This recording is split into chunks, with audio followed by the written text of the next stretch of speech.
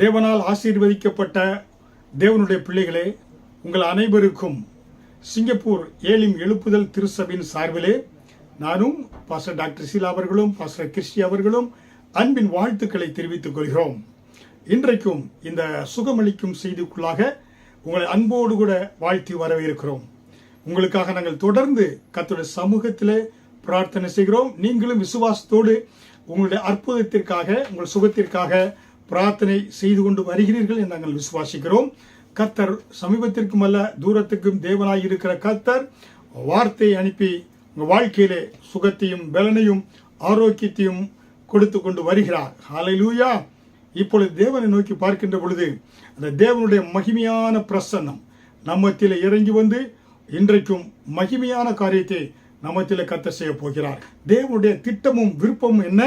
அவருடைய பிள்ளைகளாகிய நாம் ஆரோக்கியத்தோடு செழிப்போடு இருக்க வேண்டும் என்பதுதான். அதனால்தான் வேதவசனம் சொல்லுகிறது, மல்கியா 3வது அதிகாரம் 6வது வசனத்திலே, நான் கர்த்தர், நான் மாறாதவர், அவர் என்றைக்கும் மாறாதவர். எபிரேயர் 13வது அதிகாரம் 8வது வசனத்திலே, இயேசு கிறிஸ்து நேற்றும் இன்றும் என்றும் மாறாதவராய் இருக்கிறார். ஹல்லேலூயா.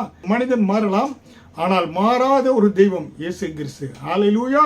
இயேசு கிறிஸ்து நன்மை செய்கிறவராய் பூமியிலே சுற்றி திரிந்தார். அவர் இன்றைக்கும் நமக்கு பரிசுத்த ஆவியானவர் கொடுத்திருக்கிறார். அந்த பரிசுத்த ஆவியானவர் நம்மளை அற்புதமாய் ஆண்டவர் நடத்துவார். நம்முடைய செயல்கள் என்ன, நம்முடைய திட்டம் என்ன, நம்முடைய நோக்கம் என்ன? இயேசுவை நோக்கி பார்க்க வேண்டும். அவரை நோக்கி பார்க்கின்ற பொழுதுதான் நம்முடைய வாழ்க்கை பிரகாசமாக மாறும். இருளில் இருக்கீங்களா? மகிமையின் சூரியனாகிய தேவனை நோக்கி பாருங்க. அவரை பார்க்கின்ற பொழுது உங்களுக்காக அந்த மகிமை பிரகாசத்தை உங்களுக்கு கொடுப்பார். நீங்க வெளிச்சத்தில் நடப்பீர்கள், இருளில் நடக்க தேவையில்லை. அந்த நீதியின் சூரியன் உங்கள் மேல் உதிக்கும். ஹல்லேலூயா. அதனால இன்றைக்கு என்னோடு கூட இந்த பாடல் பாடுங்க. ஏன்னா உங்கள் வாழ்க்கையிலே இயேசு உங்க மேய்ப்பராய் இருந்தா நீங்க குறைப்பட்டு போகவே மாட்டீங்க. தாவீது சொன்னார்ல, கர்த்தர் என் மேய்ப்பராய் இருக்கிறார், நான் தாழ்ச்சி அடையேன் சொன்னார்ல. இன்றைக்கும் நீங்க இயேசுவை சொந்த ரட்சகராய் ஏற்றுக்கொண்ட தேவனுடைய பிள்ளைகள், அவரை மேய்ப்பராக கொண்டிருக்கிற பிள்ளைகளுக்கு ஒரு குறைவுகளும் வருவதற்கு வாய்ப்பு கிடையாது. ஹல்லேலூயா. என்னோடு கூட இந்த பாடலை இணைந்து பாடுங்கள். கர்த்தர் நாமம் மகிமைப்படும். என்னோடும் பாஸ்டர் டாக்டர் சீலா அவர்களும் இந்த பாடலை பாடுகிறார்கள்.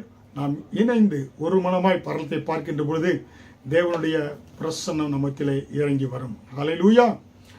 என் மேய்ப்பராய் இயேசு இருக்கின்ற போது என் வாழ்விலே குறைகள் என்பது ஏது? என் மேய்ப்பராய் இயேசு இருக்கின்ற போது என் வாழ்விலே குறைகள் என்பது ஏது? என்னை அவர் பசும்புல் பூமியிலே என் நேரமும் நடத்திடும் போதினிலே, என்னை அவர் பசும்புல் பூமியிலே என் நேரமும் நடத்திடும் போதினிலே, என்றும் இன்பம் ஆகா, என்றும் இன்பம் ஆகா, என்றென்றும் இன்பம் அல்லவா, என்றும் இன்பம் ஆகா, என்றும் இன்பம் ஆகா, என்றென்றும் இன்பம் அல்லவா. என் மேய்ப்பராய் இயேசு இருக்கின்ற போது என் வாழ்விலே குறைகள் என்பது ஏது? என்னோடவர் நடந்திடும் போதினிலே எங்கே இருள் சூழ்ந்திடும் பாதையிலே, என்னோடவர் நடந்திடும் போதினிலே எங்கே இருள் சூழ்ந்திடும் பாதையிலே, எங்கும் ஒளி ஆகா, எங்கும் ஒளி ஆகா, என்றெங்கும் ஒளி அல்லவா, ஆகா, எங்கும் ஒளி ஆகா, எங்கெங்கும் ஒளி அல்லவா. என் மேய்ப்பராய் இயேசு இருக்கின்ற போது என் வாழ்விலே குறைகள் என்பது ஏது? என்னை அவர் அன்பால் நிரப்பியதால் எல்லோருக்கும் நண்பனாயாக்கியதால் என்னை அவர் அன்பால் நிரப்பியதால் எல்லோருக்கும் நண்பனாயாகியதால் என் உள்ளமே ஆகா என் தேவனை ஆகா என்னாலும் புகழ்ந்திடுமே. என் மேய்ப்பராய் இயேசு இருக்கின்ற போது என் வாழ்விலே குறைகள் என்பது ஏது? என் மேய்ப்பராய் இயேசு இருக்கின்ற போது என் வாழ்விலே குறைகள் என்பது ஏது? அருமையான தேவனுடைய பிள்ளைகளே, இயேசு கிறிஸ்துவை சொந்த இரட்சகராய் ஏற்றுக்கொள்ளாதவர்கள் யாராவது இருந்தாலும் இந்த வேளையிலே நல்ல மேய்ப்பராய் இயேசுவை நாங்கள் உங்களுக்கு அறிமுகப்படுத்துகிறோம். அந்த இயேசு உங்கள் வாழ்க்கையில் ஒரு மேய்ப்பராக நீங்கள் உங்கள் ஆடை போல் நினைத்துக் கொள்ளுங்க. உங்கள் மேய்ப்பராக நீங்கள் அவரை கொண்டீர்கள் என்றால் உங்களை அவர் பசுமையான புல்வெளிகளை நடத்துவார். நீங்கள் திக்கற்று போக தேவையில்லை, நீங்கள் திசை கெட்டு போக தேவையில்லை. நீங்கள் வியாதியில் மடிந்து நீங்கள் யாரும் என்னை விசாரிக்க யாராவது இருக்கிறாங்களா என்று அலைய தேவையில்லை. உங்களை ஒரு தகப்பனை போல தேற்றக்கூடியவர், ஒரு தகப்பனை போல தோலை சுமக்கக்கூடியவர், ஒரு தாயை போல உங்களை நேசிக்கக்கூடியவர், அரவணைக்கக்கூடியவர், மார்போடு அணைக்கக்கூடியவர் உங்களுக்கு இருக்கிறார். அவர்தான் இயேசு கிறிஸ்து. அதனால் இந்த செய்தியை கேட்டுக்கொண்டிருக்கிற அருமையான தேவனுடைய பிள்ளைகளை, இயேசு கிறிஸ்துவை சொந்த இரட்சகராய் ஏற்றுக்கொள்ளவில்லை என்றால் என்னோடு கூட இந்த ரட்சிப்பின் ஜெபத்தை செய்கின்ற பொழுது தேவனுடைய பிள்ளைகளாய் மாறுறீங்க. தேவன் உங்களுடைய நேசராக, மீட்பராக, மெய்ப்பராக மாறுகிறார். என்னோடு கூட இந்த ஜெபங்களை செய்யுங்க. பரலோகத்தின் பிதாவே, எனக்காக நீர் இந்த பூமியிலே இயேசு கிறிஸ்துவை அனுப்பியதுக்காக நன்றி. இயேசு கிறிஸ்து இந்த பூமியிலே வந்து என் பாவங்களுக்காய், என்னுடைய அக்கிரமங்களுக்காய், என் வியாதிகளுக்காய் அவர் மரித்து அடக்கம் செய்யப்பட்டு 3ஆம் நாள் உயிரோடு எழுந்தார் என்பதை நான் விசுவாசிக்கிறேன். அவரே என் ரட்சகர், அவரே என் உலக ரட்சகர் என்பதை என் வாயினால் அறிக்கை இடுகிறேன் என்று சொல்லுகின்ற பொழுது கர்த்தர் என்ன பார்த்தீங்கன்னா வாயினால் விசுவாசித்து அறிக்கை செய்கின்ற பொழுது அந்த அறிக்கையின்படி ரட்சிக்கப்படுறீங்க. அந்த நீங்க இப்பொழுது தேவனுடைய பிள்ளையாய் மாறுறீங்க. உங்களுடைய மேய்ப்பர் இந்த பூமியிலே நீங்க திக்கற்றவர்களாய் இந்த வானத்தின் கீழே திறந்து விடப்பட்ட நிலைமையில ஒரு அனாதை போல நீங்க அலைய தேவையில்லை. உங்களுக்கு ஒரு பரம தகப்பன் இருக்கிறார். உங்களை நேசிக்கக்கூடியவர், உங்களை விசாரிக்கக்கூடியவர், உங்களுடைய கண்ணீரை துடைக்கக்கூடியவர், உங்களுடைய வியாதி எப்படிப்பட்ட வியாதியா இருந்தாலும் அந்த வியாதியை குணமாக்கக்கூடியவர் இயேசு கிறிஸ்து. அவருடைய தழும்புகளால் குணமானீர்கள். இயேசு இந்த பூமியிலே வந்து என்ன செய்தாரே, எல்லா மனிதனுடைய வியாதிகளை அவர் ஏற்றுக்கொண்டு அவர் சுகத்தை கொடுத்திருக்கிறார். ஹல்லேலூயா. பாருங்க, பல வருடங்களுக்கு முன்பாக கனடா தேசத்திலே உலகத்தில் இருக்கக்கூடிய எல்லா டாக்டர்ஸ்லையும் ஸ்பெஷலிஸ்ட் எல்லாம் ஒன்று கூடி ஒரு கான்ஃபரன்ஸ் நடத்தினாங்க. அதுல அவங்க லிஸ்ட் எடுத்து பார்த்தாங்க. இந்த பூமியிலே மருத்துவர்கள் கண்டுபிடித்த மருந்தினாலே குணமாக்க முடியாத வியாதிகள் எத்தனை இருக்கிறது என்று அவர்கள் ஆராய்ச்சி செய்து அந்த டிஸ்கஷன் பண்ணுகின்ற பொழுது 39 வியாதிகள் குணமாக்க முடியாத வியாதிகளாக, அதாவது கேன்சருக்கு மருந்து கண்டுபிடிக்க முடியவில்லை, அதே போல எய்ட்ஸ் மருந்து கண்டுபிடிக்க முடியவில்லை.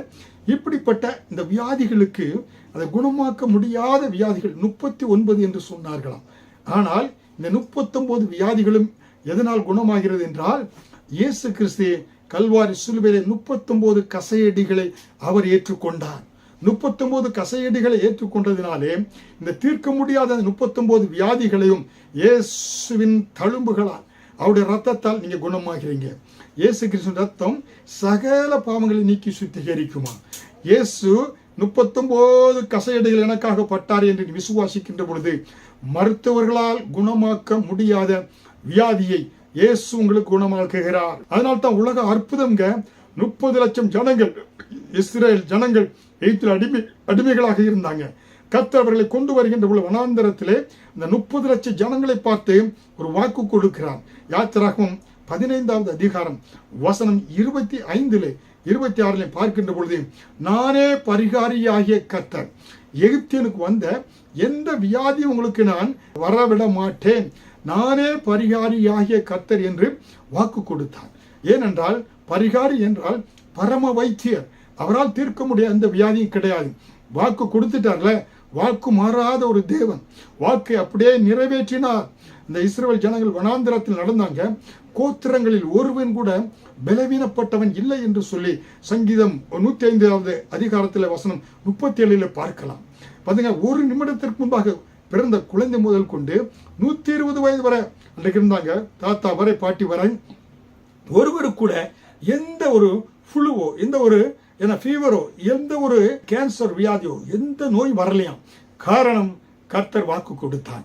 அந்த வாக்கை விசுவாசித்தார்கள். 30 லட்சம் ஜனங்களும் கண்மூடித்தனமாக அவர்கள் விசுவாசித்தார்கள். ஹல்லேலூயா!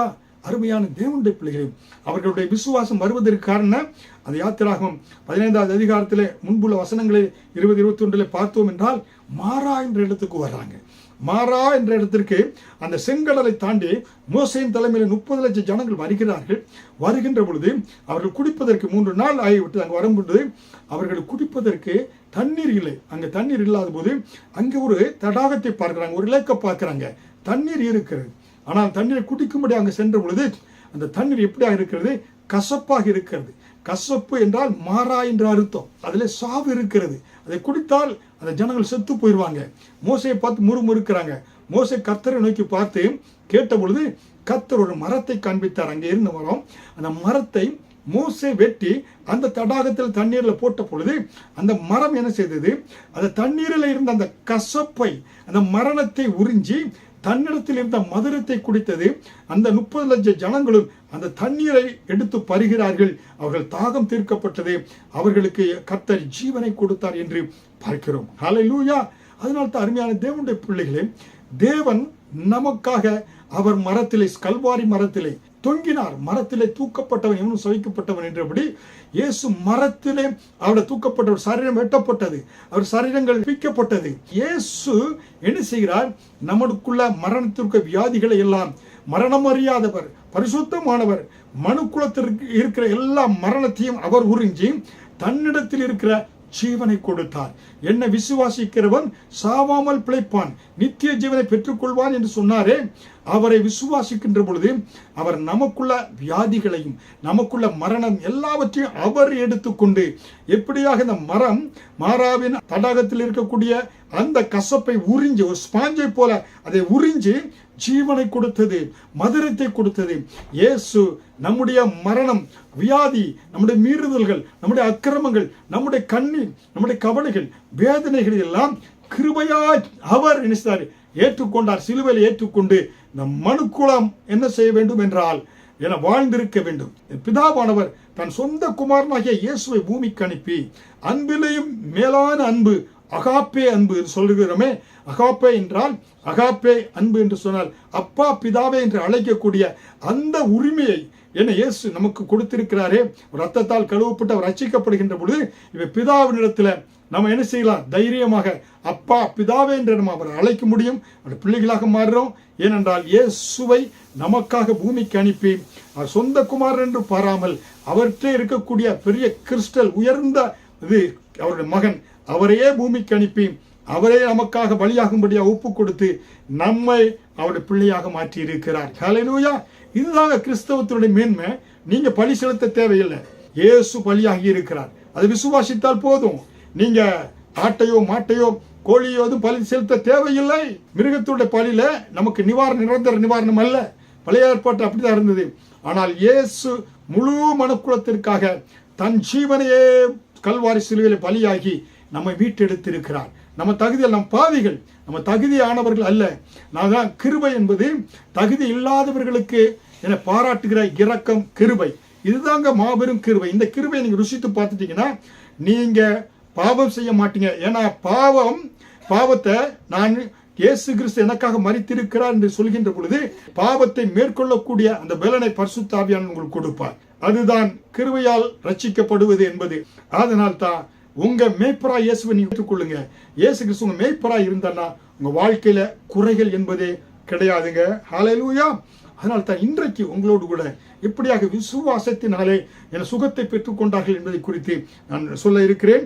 எபிரேயர் 11வது அதிகாரம் வசனம் 6 விசுவாசம் இல்லாமல் தேவனுக்கு பிரியமாயிருப்பது கூடாத காரியம். ஏனென்றால் தேவனிடத்தில் சேருகிறவன் அவர் உண்டென்றும் அவர் தம்மை தேடுகிறவர்களுக்கு பலன் அளிக்கிறவர் என்றும் விசுவாசிக்க வேண்டும். அநேகர் கூட்டத்துக்கு வர்றாங்க, ஒரு சிலர் சுகத்தை பெற்றுக்கொள்றாங்க, ஒரு சிலர் சுகத்தை பெற்றுக்கொள்ளாமல் இருப்பதற்கு காரணம் என்ன? விசுவாசம் இல்லை. விசுவாசம் இல்லாமல் தேவனுக்கு பிரியமாய் இருப்பது கூடாத காரியம். ஹல்லேலூயா. கணவன் மனைவி இருக்கிறாங்க, கணவன் மேல அன்பு வைத்து அவரோட நம்பிக்கை வைத்தாதான் கணவன் அவர் மேல் பிரியமாக இருப்பார். அப்ப தேவன் உங்கள் மேல் பிரியமா இருக்க வேண்டும் என்றால் நீங்க தேவன் மேல் விசுவாசம் வைக்க வேண்டும். அப்பொழுதுதான் கர்த்தர் ஈஸ்வரர் உங்களுக்கு அற்புதங்களை செய்வார். நீங்க அவிசுவாசமா என்ன நடக்க போகுது, ஏது நடக்க போகுது என்று அவிசுவாசமாக இருந்தால் சுகத்தை பெற்றுக்கொள்ள முடியாது, அற்புதத்தை நீங்க பெற்றுக்கொள்ள முடியாது, கர்த்தர் உங்களுக்காக அதிசயங்களை செய்ய முடியாது. ஏனென்றால் தேவனிடத்தில் சேருகிறவன் அவர் உண்டென்றும் அவர் தம்மை தேடுகிறவர்களுக்கு பலன் அளிக்கிறார் என்றும் விசுவாசிக்க வேண்டும் என்று எபிரேயர் 11வது அதிகாரம் 6வது வசனம் சொல்கிறது. ஹல்லேலூயா. இதுவரை நீங்க சுகத்தை பெற்றுக்கொள்ளவில்லை என்றால் உங்களுக்கு நான் சொல்றேன், இந்த வேளையில கண்மூடித்தனமாய் 30 லட்சம் ஜனங்கள் விசுவாசித்தாங்களே நானே பரிகாரி என்று நீங்க விசுவாசித்து பாருங்க. ஒரு மாசத்துல இயேசுதான் பரிகாரி, இயேசுதான் என்னை குணமாக்கக்கூடியவர். நீங்க எப்படிப்பட்ட வியாதியில இருந்தாலும் இயேசு என்னை சுகமாக்குகிறார், இயேசு என்னை குணமாக்குகிறார், அவரை தேடுகிறவருக்கு அவர் பலன் அளிக்கிறார் என்று நீ விசுவாசிக்கின்ற பொழுது கர்த்தர் உங்கள் ஜெபங்களுக்கு பதில் கொடுக்கிறார். உங்க படுக்கையை ஆண்டவர் மாற்றுகிறார், உங்கள் வியாதியை ஆண்டவர் மாற்றுகிறார். பாருங்க, எங்களுடைய சிங்கப்பூர் தேசத்துல அநேகரை பார்க்கிறோம். கேன்சர் 4th ஸ்டேஜ், 4வது ஸ்டேஜ்னா சரீரத்தில் எல்லா இடத்திலும் கேன்சர் பரவி விட்டது. அவர்கள் விசுவாசத்தோடு திருவிருந்த ஒவ்வொரு நாளும் நீரே என் பரிகாரி என்று சொல்லி திருவிருந்த எடுத்தாங்க. தழும்புகளால் குணமாயிரும் என்று சொல்லி ஒவ்வொரு நாள் எடுக்கின்ற பொழுது ஒரு மாசம் கழிச்சு போய் டாக்டர் பார்க்குறாங்க, இந்த 4th ஸ்டேஜ் கேன்சர் முற்றிலுமாய் குணமாகி விட்டது, கேன்சருக்குள்ள அறிகுறியே கிடையாது, கேன்சர் கட்டிகள் எல்லாம் மறைந்து போய்விட்டது என்று அநேக சாட்சிகளை நாங்கள் சொல்ல முடியும். ஹல்லேலூயா. அதனால தான் உங்களுக்கு சொல்றேன், அருமையான தேவனுடைய பிள்ளைகளே, நீங்க விசுவாசம் வைங்க, திருவிருந்திலையும் பங்கு பெறுங்க, கர்த்தருடைய வார்த்தை மேல விசுவாசம் வைங்க, இயேசு மேல நீங்க விசுவாசம் வைங்க. ஹல்லேலூயா. பூமிக்குரிய பொருட்களை பணத்தினால் வாங்கிறோம், ஆனால் பரலோகத்திற்குரிய ஆசீர்வாதங்களை பொக்கிஷங்களை நாம் விசுவாசத்தின் மூலமாக தான் பெற்றுக்கொள்ள முடியும். ஹல்லேலூயா. ஆனால் என்ன சொன்னாரு? உங்கள் விசுவாசத்தின்படியே உங்களுக்கு உண்டாக கடவுது என்று சொன்னார். பாருங்க, அங்க என்ன சொல்றாரா? உனக்கு விசுவாசம் தேவைப்பா, கர்த்தரால் இது செய்ய முடியும் என்ற அந்த விசுவாசம் இருக்கிறதா என்று கேட்டுதான் என்ன செய்தாரு?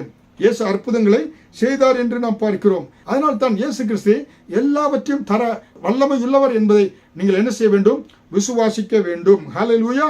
நம்முடைய வாழ்க்கையிலே பல வேளைகளிலே பிரச்சனைகள், போராட்டங்கள், சூழ்நிலைகள் நம்முடைய விசுவாசத்தை தடுமாற செய்யக்கூடியதாக இருக்கும். பிசாசன் காண்பிப்பான், இவ்வளவு பிரச்சனை இருக்கு, இந்த பிரச்சனை தீர்க்க முடியுமா?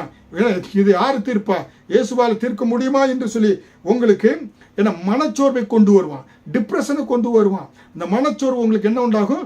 அவிசுவாசத்தை கொண்டு வரக்கூடியதாக இருக்கும். இந்த மனச்சோர்வு என்ன செய்யும்? உங்க வாயிலிருந்து அவிசுவாசமான வார்த்தைகளை, என்னத்தை நடக்க போகுது, என்னுடைய பிள்ளை எங்க படித்து முன்னுக்கு வர போறான், என் கணவர் எங்க ரட்சிக்கப்பட போறாரு, என் வீட்டுல எப்படி செல்வம் வரப்போகுது, பட்ட காலிலே பட்டிட்டு இருக்கு, எனக்கு எல்லாம் நடக்குமா என்று சொல்லி நீங்க வாயில சொல்ல சோர்வு நிமித்தம் சொல்கின்ற பொழுது மரணமும் ஜீவனும் நாவின் அதிகாரத்தில் இருக்கிறது என்று பார்க்கிறோமே. நீதிமொழிகள் 18வது அதிகாரம் வசனம் 21.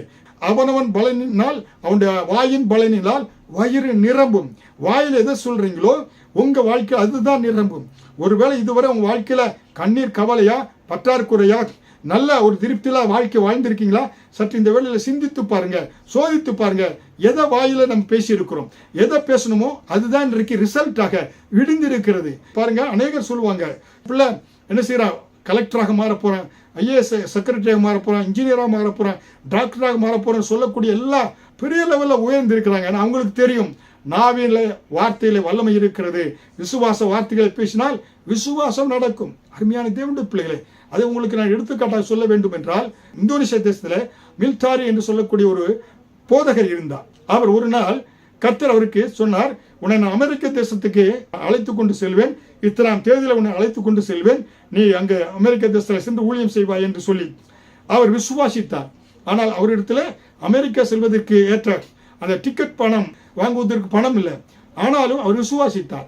கர்த்தர் தன்னை அமெரிக்க தேசத்துக்கு அழைத்துக் கொண்டு செல்வார் என்று சொல்லி அதுக்கான விசா காரியங்களை ஏற்பாடு செய்திருந்தார். ஆனால் டிக்கெட் அதிகமான விலையாக இந்தோனேஷியா பணத்திற்கு வாங்க முடியாதனால, ஆனால் அவர் சோர்ந்து போகல. சொன்ன தேதியிலே அவர் என்ன செய்தாரு, ஜகார்த்தா ஏர்போர்ட்டுக்கு சென்றார்.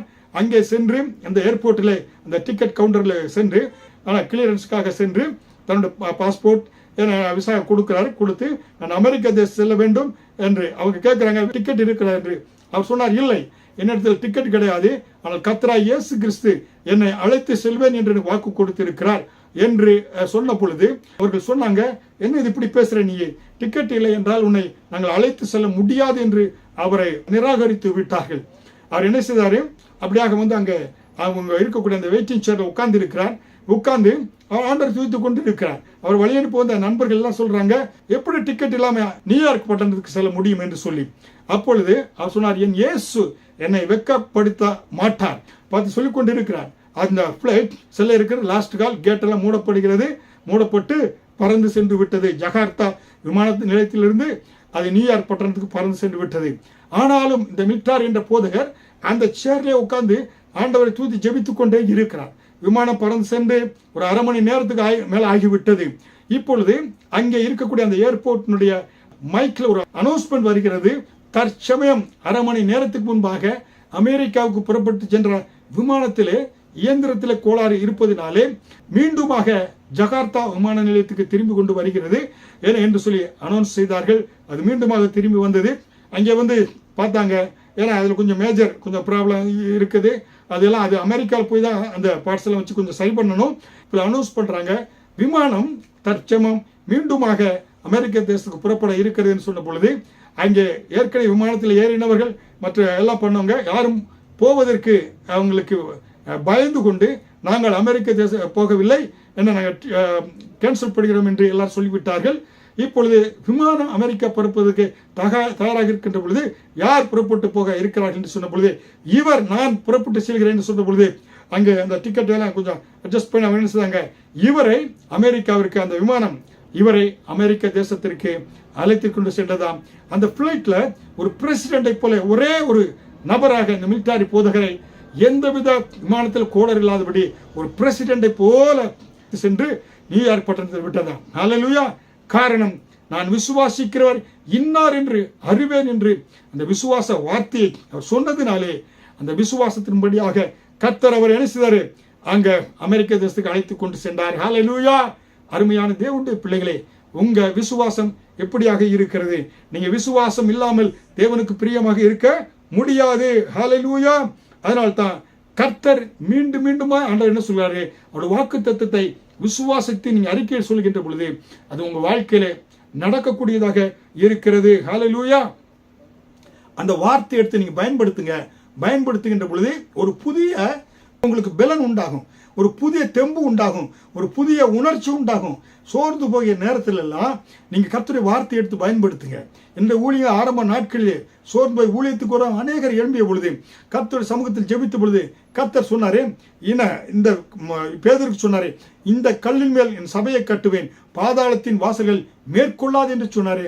அப்படிப்பட்ட அந்த வசனம் என் வாழ்க்கையிலே வந்த பொழுது ஊழியத்தில் அந்த வார்த்தையை பிடித்து முன்னேறி சென்ற பொழுது கர்த்தர் ஊழியத்தில் பெரிய காரியங்கள், ஊழியத்தை ஸ்தாபிக்க, அரசாங்கத்திலே அது பதிவு செய்ய, ஏன்னா ஊழியத்தில் பெரிய காரியங்கள் 350 பேருக்கு மேலாக ஞானஸ்தானத்தை கொடுத்து ஏன்னா இந்திய சகோதரர்களுக்கு இந்திய மக்களுக்கு கொடுக்கும்படியாக கிருபை பாராட்டினார்.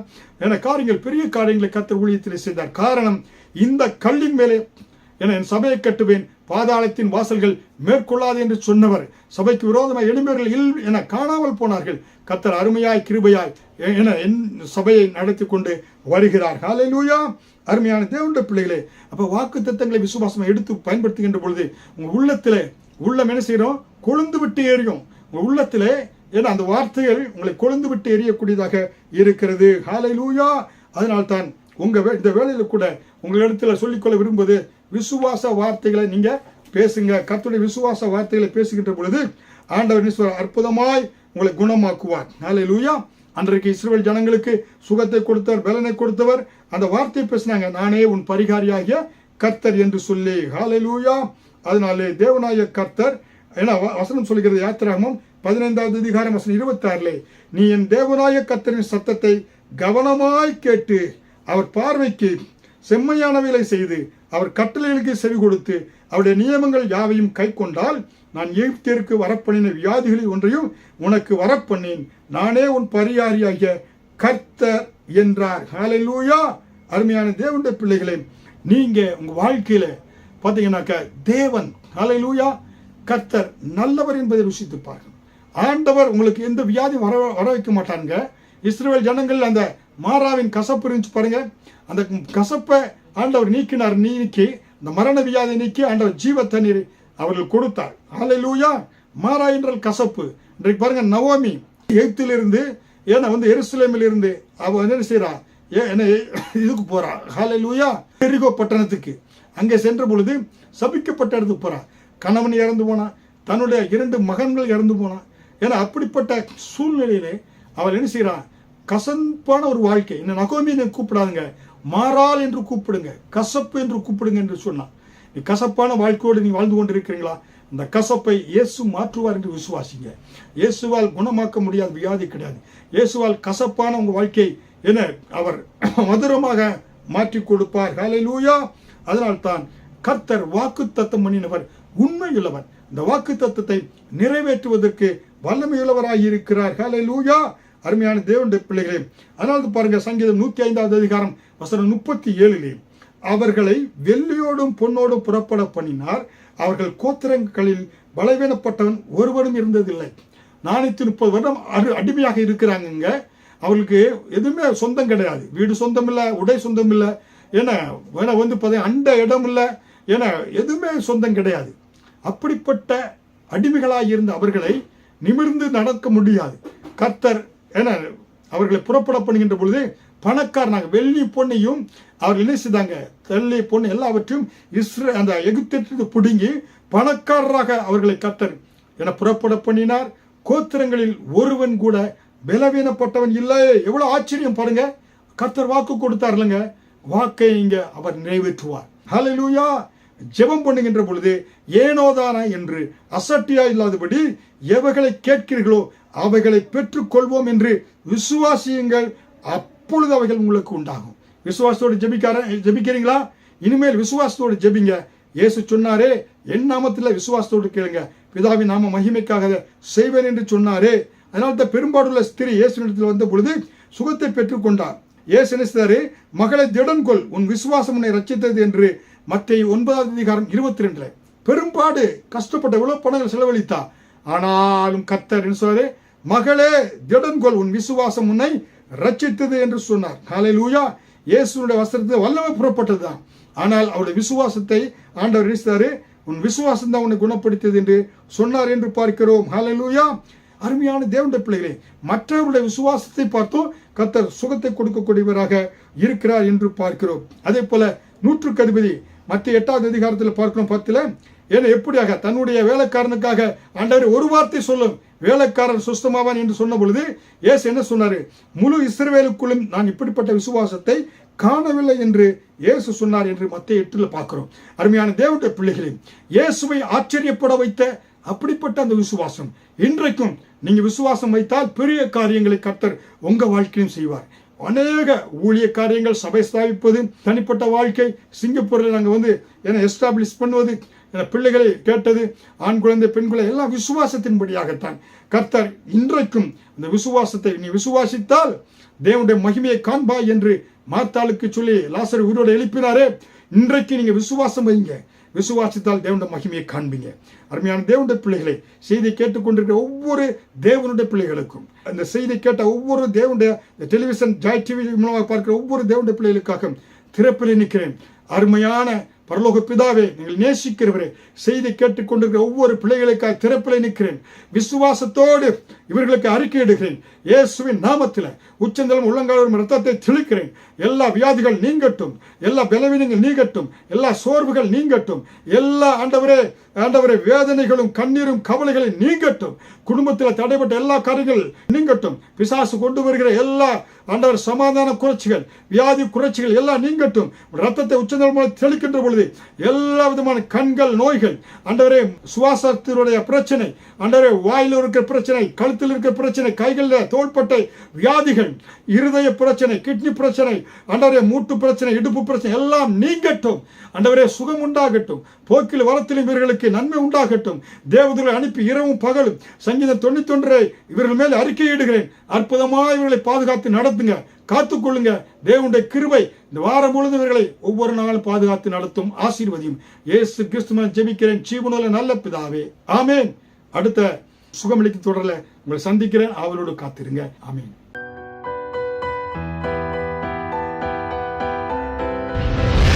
கர்த்தர் உங்களை ஆசீர்வதிப்பாராக.